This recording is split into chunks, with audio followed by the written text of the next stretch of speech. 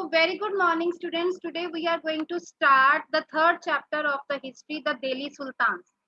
इसको हम अपने पिछले chapter new Kings and kingdom से भी रिलेट करेंगे, क्योंकि कुछ ना कुछ चीजें हमने वहां पे भी पढ़ी हैं. So be present with your books. आप अपनी बुक्स अपने पास रखिए. मैं आपके साथ पीडीएफ इसलिए शेयर करती हूँ ताकि आपको पता लगे कि मैम कहाँ से पढ़ा रहे हैं. अदरवाइज आपको सिंपल भी पढ़ाया जा सकता है. ठीक है. So ready with your books. So Delhi सुल्तान. बेटा जब हमने न्यू किंग्स एंड किंगडम्स के बारे में पढ़ा तो लास्ट में जो हमने पढ़ा, at last we studied about the Cholas. जो चोलास थे वो साउथ वाली साइड पे ही उनका एम्पायर था, वहां पे ही उन्होंने अपने एम्पायर का एक्सपेंशन किया.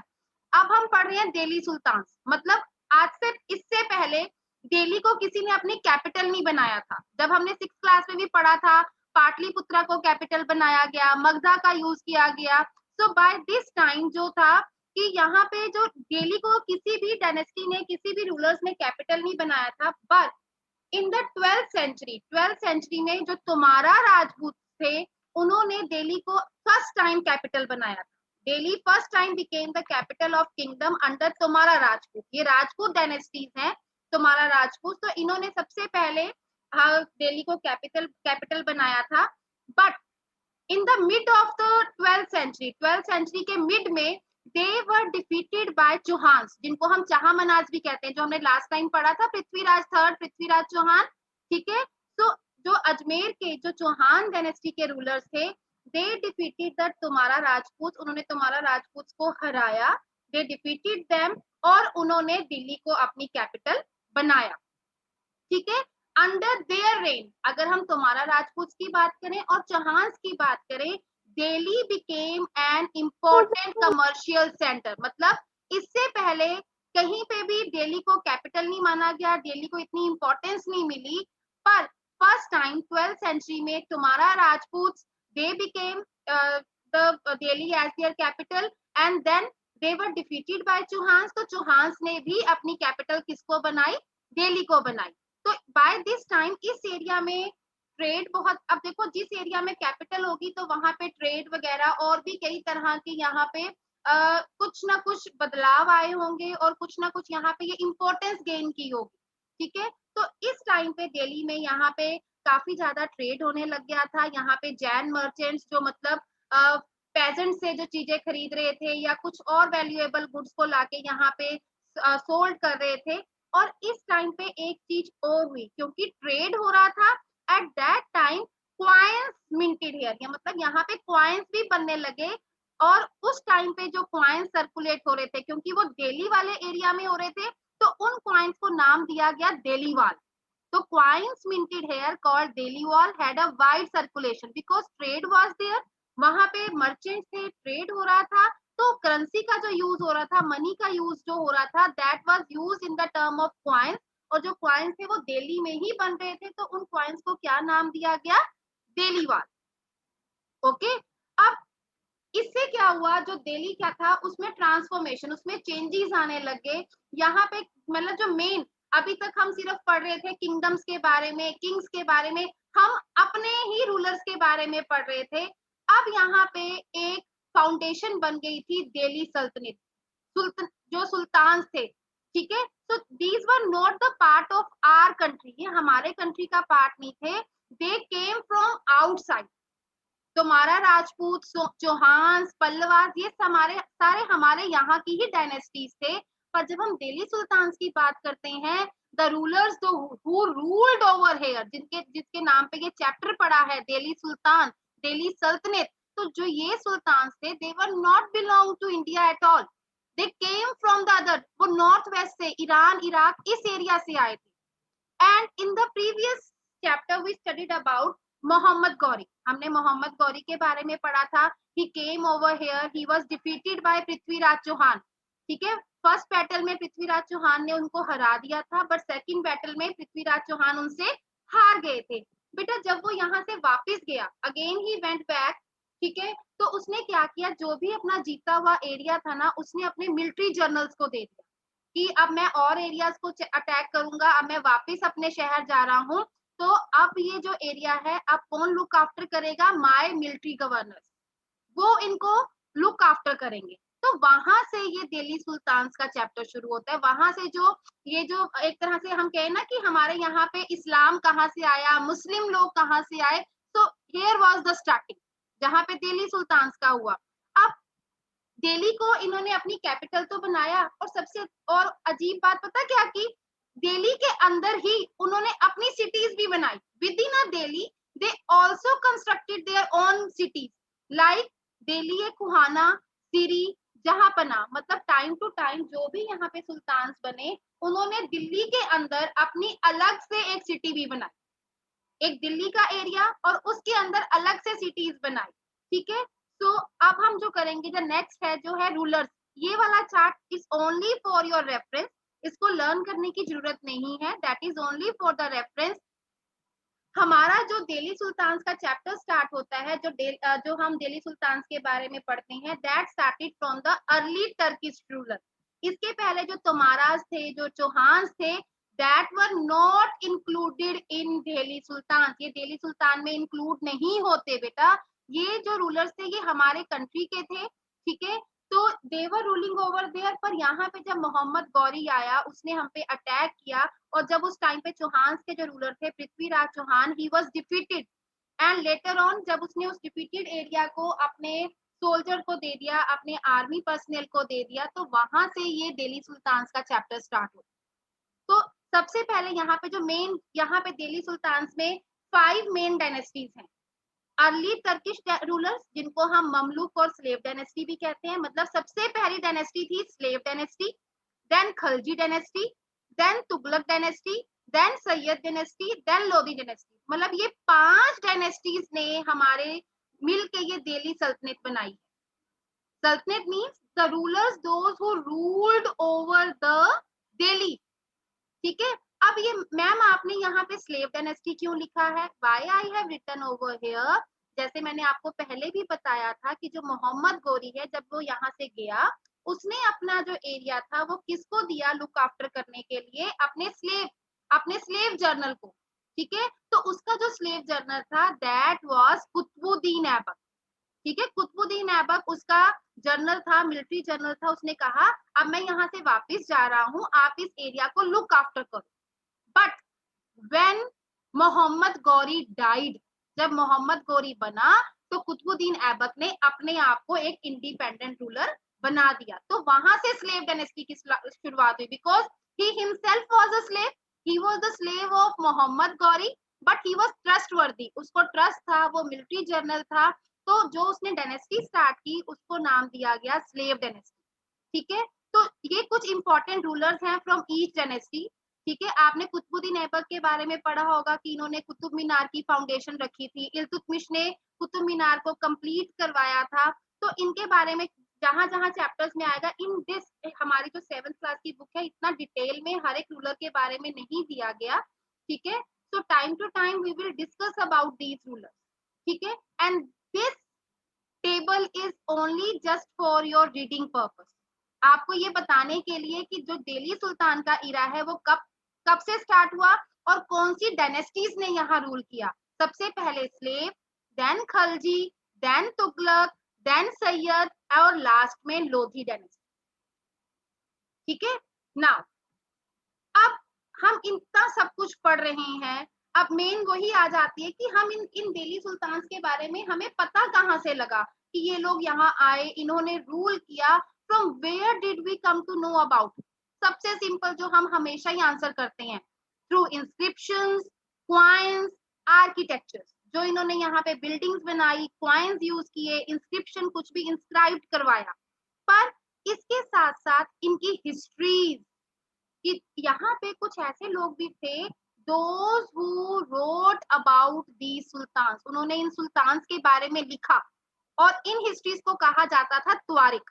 अगर सिंगल में जाएंगे, जैसे हम कहते हैं ना हिंदी में एक वचन और बहुवचन, ठीक है, सिंगल हिस्ट्री तारीख, बहुत सारी हिस्ट्री तवारिख। ठीक है, ये आपका इंग्लिश का कॉन्सेप्ट भी आ गया, हिंदी का कॉन्सेप्ट भी आ गया, जहां पे एक वचन बहुवचन की बात करते जाते हैं। सिंगल हिस्ट्री तारीख, बहुत सारी हिस्ट्री तवारिख। और जो ये हिस्ट्रीज थी, these were written in Persian language, क्योंकि ये लोग अरब से आए थे, ये ईरान इराक वाली साइड से आए थे, So which language they use? They use Persian language to write these histories. So the histories of Delhi Sultans that were known as Tawarik. और इन histories में क्या mention किया जाता था कि ये लोग जो दिल्ली सुल्तान थे ये कैसे एडमिनिस्ट्रेशन कर रहे हैं, इनके यहाँ पे कैसे रिलीजन को प्रोपेगेट किया गया, इन्होंने एडमिनिस्ट्रेशन कैसे रन की और इनके रूलर्स क्या काम करते थे, everything was mentioned in the history. इससे पहले हमने पिछले चैप्टर में पढ़ा था prashasti, but that were written in praise of. वहां पे हर चीज को बढ़ा चढ़ा के बताया जाता था, पर जो ये हिस्ट्रीज लिखते थे they try to depict. Sometime जो हिस्ट्रीज लिखते थे कई बार वो रिवॉर्ड के चक्कर में कुछ ना कुछ उसमें मतलब कुछ झूठ भी हो सकता था, कुछ सच भी हो सकता था. तो इन हिस्ट्रीज का भी कुछ ना कुछ जैसे प्रशस्ति के साथ हम इसको रिलेट कर सकते हैं. अब आपको हुआ कि मैम ये इमेजेस क्या हैं? ये है एक तरह की जो ये जो हिस्ट्रीज थी that were written in the form of manuscript. पहले मैन्युस्क्रिप्ट्स कैसे लिखी जाती थी, कहाँ लिखी जाती थी? Can you write down in the chat box which things were used to write down the manuscript if you can recall. कौन कौन क्या चीजें यूज करते थे to write down the manuscript? No हाँ, palm leaves. Very good मान्या, very good. Tree bark, very good. बेटा those who are writing stones and rocks उस पे inscriptions होती थी. इंस्क्रिप्शंस लिखी जाती थी हार्ड सरफेस पे, मैन्युस्क्रिप्ट लिखी जाती थी ट्रीज की बाग पे या पाम ट्रीज पे.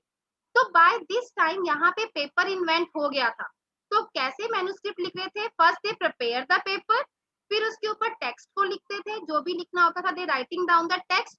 अब जैसे मैम हाईलाइट करते हैं ना, आपकी बुक्स में भी कुछ बोल्ड हेडिंग्स होती हैं या मैम जब पढ़ाते हैं तो उसको हाईलाइट करते हैं, तो दे यूज्ड गोल्ड को यूज करते थे इंपॉर्टेंट वर्ड्स और इंपॉर्टेंट पैसेजेस को हाईलाइट करने के लिए.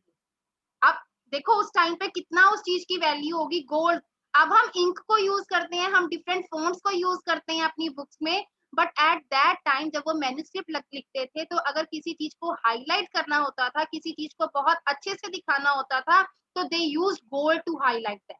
फिर उसके बाद उसकी बाइंडिंग होती थी, क्योंकि पेपर से तो उनको इकट्ठे भी करके रखना था, तो उसकी बाइंडिंग पहले पेपर तैयार करना, उसके ऊपर टेक्स्ट को लिखना और जो इम्पोर्टेंट टेक्स्ट है उसको हाईलाइट करना with the help of gold और फिर उसको बाइंड करना.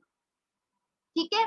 और अब मेन क्वेश्चन आता था कि ये हिस्ट्रीज लिखता कौन था, है ना? Who were the authors of this tawarikh? ये हिस्ट्रीज को कौन लिखता था? अब देखो 1 मार्क्स क्वेश्चंस आई जा रहे हैं. Tawarikhs were written in which language? Persian language. ठीक है. और who were the authors? The authors of tawarikh were learned man. कौन से? जो किंग के कोर्ट में सेक्रेटरीज होते थे, एडमिनिस्ट्रेटर्स होते थे, पोएट्स होते थे, कॉटियर्स होते थे. ठीक है. जो किंग के कोर्ट में उसको हेल्प करते थे, all those people wrote the histories. वो टाइम टू टाइम नोटिस करते थे किंग कैसे काम कर रहा है, क्या कर रहा है, कैसे उसने डिसीजंस लिए, कौन सी वॉर्स लड़ी. ठीक है. कहाँ पे उसको मतलब एक तरह कहाँ पे उसने उस चीज को विक्ट्री उसको मिली. So everything they noted down in the histories. और उन histories को क्या कहा जाता था? तवारीख. तारीख सिंगुलर में, तवारीख प्लूरल में. ठीक है. और जो ये लोग होते थे ना, टाइम टू टाइम ये किंग को कुछ ना कुछ एडवाइस भी देते थे. दे एडवाइज्ड आल्सो. ओके. अब क्या एडवाइस देते थे? सो अब जो ये लोग थे those who were writing these tawarikh, पहले तो ये सिटी में रहते थे. They were not supposed to live in the villages. इनको पता ही नहीं था कि ऑर्डिनरी पीपल की लाइफ क्या है. ठीक है. तो जो ऑथर्स थे they usually live in the cities, क्योंकि पता है सिटी में ही रूलर्स ने रहना है. So they didn't bother about the life of the people those who were living in the village area. और whatever they were writing these histories for sultans in hope of rich rewards. कि जो राजा है, जो king है, जो ruler है, वो हमसे खुश हो जाएगा जब हम उसकी प्रशंसा में कुछ लिखेंगे, उसको फ्लैटर करेंगे, उसकी विक्ट्रीज के बारे में लिखेंगे, उसकी एडमिनिस्ट्रेशन के बारे में लिखेंगे, तो खुश होके हमें वो रिवॉर्ड देगा. अगर वो ऑर्डिनरी पीपल के बारे में लिखते तो ऑर्डिनरी पीपल ने थोड़ा ना उनको कुछ देना था. That's why they settle down in cities. वो सिटीज में सेटल डाउन हुए. They were least bother about the life of villagers. उसको उनको ऑर्डिनरी पीपल की लाइफ से कुछ भी लेना देना नहीं था. They wanted to get big rewards from the sultan, that's why वो सिटीज में सेटल हुए, उनके बारे में लिखा। और टाइम टू टाइम वो कुछ उनको इंस्ट्रक्शंस देते थे, किसके बारे में? They advise rulers on the need to preserve the ideal social order, जो एक सोसाइटी ने एक ऑर्डर बनाया था, birth right and gender distinction. बेटा आज के टाइम पे कोई भी रूलर बन जाता है, जब हम किसी को इलेक्शंस के थ्रू चुनते हैं, चाहे वो मेल है फीमेल है, तो कहीं पे ये नहीं लिखा कि जिसके जिसके फादर पॉलिटिशियन है तो नेक्स्ट उसका बेटा भी पॉलिटिशियन या लीडर बनेगा, ऐसा कुछ नहीं है। पर पहले के टाइम पे ये दो चीजें बहुत इंपॉर्टेंट थी, like first birth right, privileges claimed on the account of birth। अब ये बर्थ राइट क्या है बेटा? मतलब उन्होंने कहा रूलर का बेटा मतलब आप ब्लेस्ड हो, आप एक रूलिंग फैमिली में बॉर्न हुए हो। उनका कहने का मतलब था कि आपका बर्थ रूलिंग फैमिली में हुआ है तो you are going to become the next ruler. आप में ये क्वालिटीज थी कि आपका जो बर्थ है एक रूलिंग फैमिली में, नोबल फैमिली में हुआ है जो दूसरों पे रूल कर रहे हैं। तो टाइम टू टाइम ये दिल्ली सुल्तान के रूलर्स को हमेशा याद दिलाते रहते थे कि आपका ये बर्थ राइट है, मतलब आपका रूल करना, that is your birth right because you belong to ruling class. एक जेंडर डिस्टिंक्शन, हमेशा ये दिखाना कि जो विमेन है that are different from the male. Gender distinction मतलब सोशली एंड बायोलॉजिकली, चलो बायोलॉजिकली मेल और फीमेल में फर्क है, ठीक है, जो मेल है वो फीमेल, दोनों में बायोलॉजिकल डिफरेंस है, पर सोसाइटिकली भी मतलब सोशली भी उनका माइंडसेट ये बना दिया था रूलर्स का कि जो मेल है, मेल शुड ऑलवेज रूल। हमने कभी किसी विमेन का ऑर्डर नहीं लेना, we should not take order of any women. हमने किसी विमेन का ऑर्डर नहीं लेना, we should only take the orders from the male. That's why अभी तक हमने जितने भी रूलर्स पढ़े हमने मेल्स के बारे में पढ़ा, पर अब हम एक पढ़ेंगे कि यहाँ पे एक विमेन रूलर भी आई थी, रजिया सुल्तान। इवन इसके ऊपर मूवी भी बनी है, रजिया सुल्तान की मूवी है, ठीक है। तो ये दो चीजें time to time author of tawarikh बताते रहते थे कि आपने जेंडर डिस्टिंक्शन को भी रखना है और साथ में बर्थ राइट को भी अपने बना के रखना है उस चीज। And why they were writing all these things? To get rewards, flattering करना, ठीक है। Now so first we will do the circle of justice, then we will continue with the Delhi sultans। अब ये सर्कल ऑफ जस्टिस क्या है बेटा? Circle क्या होता है? जो राउंड पूरा एक तरफ से पूरा जहां से शुरू हुआ वहीं पे खत्म हुआ। अब ये फकर और मुदाबिर थे, इन्होंने 13th सेंचुरी में लिखा कि जो किंग है that can not survive without soldiers. King को हमेशा सोल्जर्स की जरूरत रहेगी बिकॉज जो किंग्स हैं दे हैड टू एक्सपैंड, उनको अपना एम्पायर एक्सपैंड करना है तो दे नीड सोल्जर्स। और सोल्जर्स को क्या देनी है? सैलरी। सैलरी कहाँ से आएगी? जो उनका रेवेन्यू इकट्ठा होगा। रेवेन्यू कहाँ से आएगा? जो पेजेंट्स उनको रेवेन्यू देंगे। पेजेंट्स उनको रेवेन्यू कब देंगे? जब वो प्रॉस्पेरस और हैप्पी होंगे। और प्रॉस्पेरस और हैप्पी कब होंगे? जब किंग उनको प्रॉपर जस्टिस देगा, उनके साथ उनको एक ऑनेस्ट गवर्नेंस देगा। एक सिंपल सी बात है बेटा, सब कुछ किस पे डिपेंड कर रहा था? पेजेंट्स पे। अगर वो खुश हैं, if peasants were happy they were going to pay the revenue. अगर रेवेन्यू मिलेगा तो रेवेन्यू से क्या होगा? सोल्जर्स को सैलरी मिलेगी, सोल्जर्स को सैलरी मिलेगी तो किंग की वो हेल्प करेंगे for the expeditions. In this way the circle will moving on, ठीक है। किंग को क्या चाहिए? सोल्जर्स। सोल्जर्स को क्या चाहिए? सैलरी। सैलरी कहाँ से आएगी? रेवेन्यू से। रेवेन्यू कहाँ से आएगा? पेजेंट से। पेजेंट सैलरी कब दे, रेवेन्यू कब देंगे? जब वो खुद प्रॉस्परस होंगे और हैप्पी होंगे। और वो खुद हैप्पी और प्रॉस्परस कब होंगे? जब उनका किंग उनको अच्छे से जस्टिस देगा, उनके साथ कोई भेदभाव नहीं रखेगा और ऑनेस्टली से रूल करेगा। Only then they could be happy and prosperous. मतलब जो बेसिक है, अगर पेजेंट्स ठीक होंगे then only king could rule. Okay, so with the help of this, जो ये सर्कल ऑफ जस्टिस है, इससे ये समझाना चाह रहे हैं कि अगर बेसिक जो हमारा जो सेंटर है, जो मेन है, पेजेंट्स को उस टाइम पे अगर किंग्स हैप्पी रखते तभी वो आगे चल के अपने एम्पायर को, अपने किंगडम को एक्सपैंड कर सकते थे। Because to expand their kingdom, to expand their empire, they need army.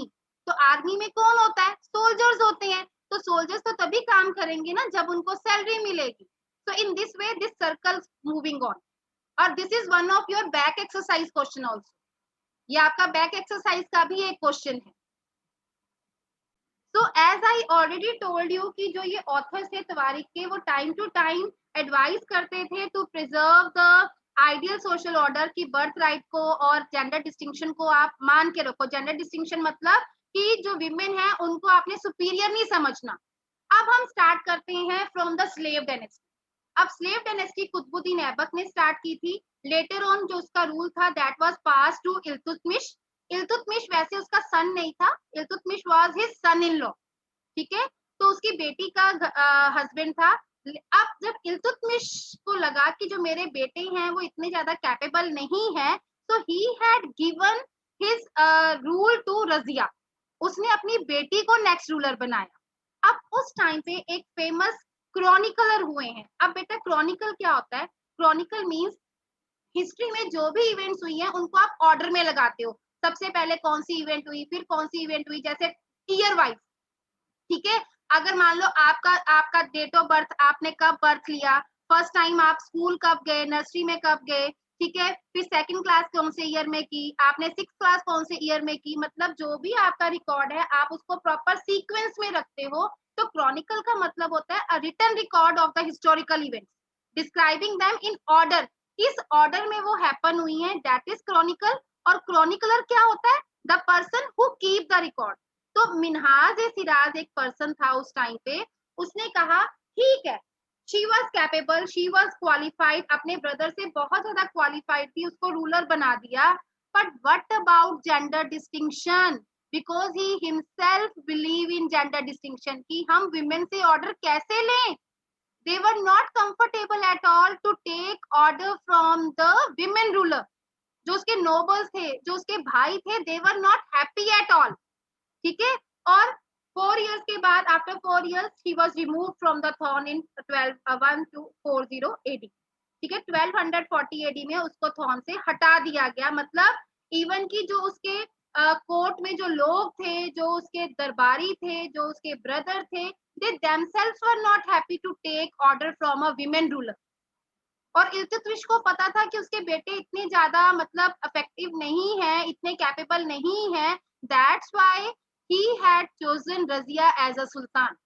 ये हिस्ट्री में फर्स्ट टाइम था। अगर आप देखो तो यहाँ पे रजिया से पहले भी और रूलर्स हुए हैं, बट उन्होंने कहीं ना कहीं अपनी आइडेंटिटी को छुपा के रखा। जैसे ये रुद्रमा देवी, साउथ की कोई मूवी भी है शायद इसके ऊपर, रुद्रमा देवी पे, तो उसने अपने आप को रूल को बचाने के लिए अपने आप को मैन की तरह प्रेडिक्ट किया, अपने आप को एज अ मैन बताया कि मैं मैन हूँ। वुमेन काफी टाइम तक इस चीज को उसने डिस्क्लोज नहीं होने दिया that she was a women.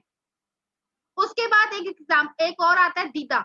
अब दीदा ये दीदी जैसा वर्ड हो जाता है, तो उसने भी कश्मीर पे रूल किया, पर उसने अपनी राइटिंग्स में ये कहीं ना कहीं अपने बारे में मेंशन किया है कि that she was a women ruler. So this paragraph is only for the reading. इसमें सिर्फ आपको ये बताया गया कि at that time women rulers were not accepted, but in the present time we are accepting. अब वो प्राइम मिनिस्टर भी हैं, प्रेसिडेंट भी हैं, और बहुत अच्छी इंपॉर्टेंट पोजीशंस पे भी हैं, लाइक हमारे फाइनेंस मिनिस्टर। अब जैसे लेटेस्ट बंगाल में इलेक्शंस हुए हैं, है ना, ममता बनर्जी वहां की सीएम बनी है। तो आज के टाइम में हम विमेन मिनिस्टर्स को रेडली हम एक्सेप्ट कर रहे हैं, बट एट दैट टाइम, उस टाइम के लोग इस चीज को एक्सेप्ट नहीं करते। नाउ अब जो ये रूलर्स थे, इन्होंने रूल कैसे किया? अब यहाँ पे दो वर्ड्स आ जाते हैं, गैरिसन टाउन टू एम्पायर। अब गैरिसन टाउन क्या है? यहाँ पे बेटा टू टर्म्स फिर से इंपॉर्टेंट हैं जो आपने समझनी है। जब ये रूलर्स ने दिल्ली पे अटैक किया, when they came over here, settled over here, तो इन्होंने क्या किया, यहाँ पे अपने फोर्टिफाइड, यहाँ पे उन्होंने किला बंदी कर ली और अपने सोल्जर्स को रख लिया। That were known as garrison town, ठीक है। गैरिसन टाउन्स क्या थे? A fortified settlement with soldiers, ठीक है। जिस एरिया के ऊपर उन्होंने अटैक किया वहां पे उनके अपने सोल्जर्स रख लिए और उसको वहां पे उन्होंने फोर्टिफाई कर दिया, उसको फोर्ट की शेप दे दी। बट उन्होंने क्या किया, उस एरिया पे ही कंसंट्रेट रहे, उन्होंने साइड वाले एरियाज को निग्लेक्ट कर दिया। अब ये हिंटरलैंड क्या है? The land adjacent to the city. अब जो सिटी के साथ वाली लैंड है उसको नहीं उन्होंने देखा, उन्होंने कहा कि हमने अब यहीं पे रहना है, यहाँ पे हमारे सोल्जर्स हैं, अब हम यहीं पे रहेंगे। So they just only bother about the garrison town जहाँ पे उनके सोल्जर्स थे, बट उन्होंने अपने आप को हिंटरलैंड जो उसके साथ जो एरिया सिटी के साथ साथ, जैसे अगर हम दिल्ली के बात करें तो यहाँ पे जो एरिया था दिल्ली के आसपास वाला एरिया जो था ना, यहाँ पे इन्होंने कहा यहाँ नहीं हमने कंट्रोल करना। अब देखो, अब ये आसपास के एरिया से उनको खाने की चीजें मिलनी थी, डेली सप्लाई मिलनी थी, पर उनका मेन कंसंट्रेशन कहाँ था? सिर्फ दिल्ली में, जहाँ पे उन्होंने अपना गैरिसन टाउन बनाया था। अब यहाँ पे सोल्जर्स रह रहे थे, रूलर्स रह रहे थे, तो they need food, they need basic things, तो वो कहाँ से लेके आते थे? From where did they get? They कई बार वो ट्रेड करते थे, sometimes they depend upon trade, कई बार ट्रेड कर लिया, या कई बार जो राजा उनसे मतलब उनको क्या लेते थे, you were superior to us, तो उनसे ट्रिब्यूट ले ली, या कई बार दूसरे एरियाज पे अटैक कर लिया। ठीक है, तो जो ये दिल्ली सुल्तान थे, इन्होंने हिंटरलैंड को कंट्रोल नहीं किया, इन्होंने अपने कहाँ पे रखा? गैरिसन टाउन में। गैरिसन टाउन क्या है?